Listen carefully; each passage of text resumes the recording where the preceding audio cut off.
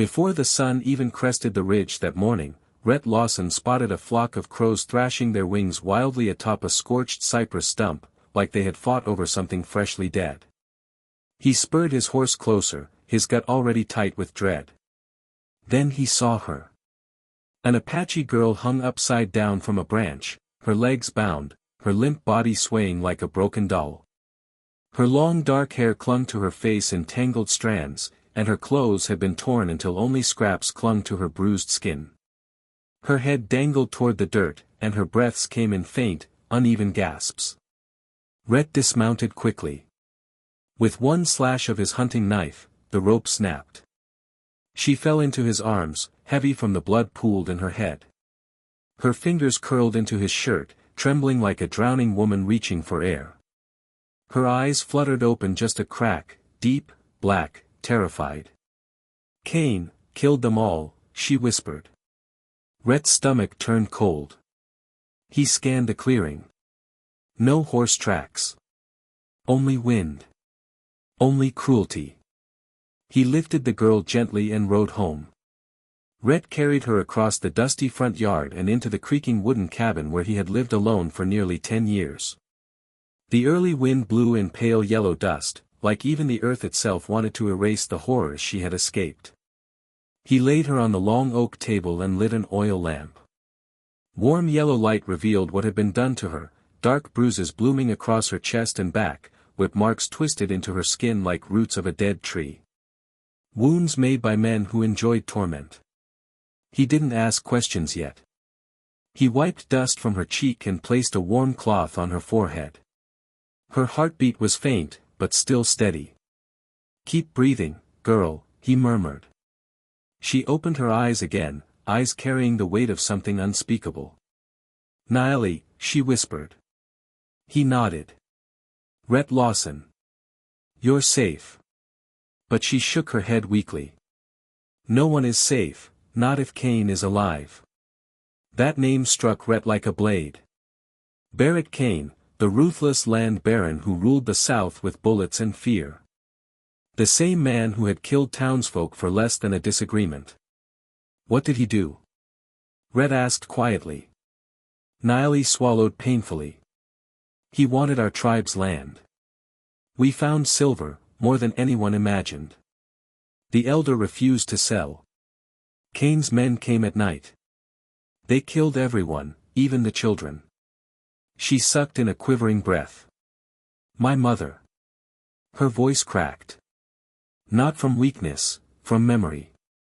They captured me. Beat me. Hung me up so I'd tell them where the silver was. I escaped but..." She didn't finish. She didn't need to. Rhett moved to the center of the cabin, pulled back a rug, and lifted a hidden hatch. Years ago, it stored dynamite. Now, it would hide a hunted girl. He carried Naeli down and covered her with a blanket. She stared up at him, eyes full of gratitude she didn't know how to speak. "Why help me?" she whispered. Rhett hesitated, then said softly, "Because once, I was left behind too. And I swore I'd never let it happen to anyone else." Above them, the distant sound of hoofbeats began to echo across the yard. Cain's men. The hoofbeats grew louder, heavier. Rhett stood in the kitchen, his hand resting on the table stained with Naeli's dried blood. Shadows from the flickering lamp crawled along the walls. He peered out the window. 3 riders approached, Cain's men, no doubt. The leader wore a black hat, a dust-coated cloak, and a pistol that gleamed like a threat. He surveyed the yard with sharp, predatory eyes. Rhett stepped onto the porch. "Mr. Lawson," the man drawled. "We're looking for an Apache girl.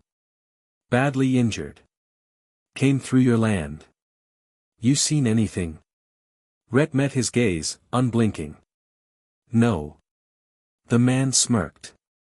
"Funny. There's blood outside your fence." He held up a scrap of torn fabric caught on his boot. "Apache skirt." 2 others dismounted, circling the house like hounds. "You're on my land," Rhett said. "And I don't permit searches." The man's smile faded. Don't need your permission. Inside the cellar, Niley must have heard every word. One of the men called out from the well, "Blood over here." The leader, Royce, stepped up the porch. "Last time, Lawson." "Where's the girl?" Rhett stared at him. "There's no one here but me. And the Winchester inside." "Think you can take all of us?" one mocked. Rhett's silence was enough. Royce's hand twitched toward his gun. The wind went still. Royce fired first. Rhett moved just enough. The bullet splintered the post behind him. Rhett drew and fired once. Royce dropped off the porch, dead before he hit the ground. Gunfire erupted. One man dove behind the water trough, the other sprinted for the barn. Rhett slammed the door shut. "Stay down there," he yelled to Niley. Her faint reply trembled with trust.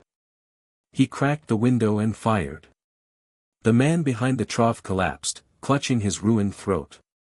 The last fled behind the barn. Rhett opened a cupboard, pulled out a wooden box, and lifted 3 sticks of dynamite from his mining days. He lit one, counted, and hurled it. A heartbeat of silence. Then, boom. The barn erupted.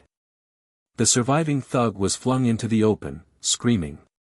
"Mercy," he cried. "You hung a girl up," Rhett said coldly. "And thought I'd spare you." He shot him. The prairie fell silent. But Rhett knew the truth, one man had escaped earlier. Kane would hear everything. And the real war had begun. Hours later, after bloodshed and a hopeless trip to Cedar Hollow where the sheriff and marshal refused to act, Rhett returned home. Smoke curled into the sky, not fire, but something burned intentionally. He drew his pistol and entered the cabin. The cellar hatch was open. Niley looked up. "You came back," she whispered, relief breaking her voice. "Did anyone come?" he asked. 5 men, she said shakily. Kane's mark on their coats. "They didn't enter, they just burned cloth with symbols." Rhett's stomach tightened. He knew those markings. A hunter's warning. A claim. A promise. Niley gripped his arm. "Leave me. Run while you can." Rhett cupped her shoulder gently. "I've been running for years. I'm done." She stared at him, terrified for him now, not herself. Rhett looked out the window at the dying light. "Kane wants war," he said quietly. "Then he'll have one." He closed the cellar hatch gently, like sealing a vow. And the wind outside whispered of the blood yet to come.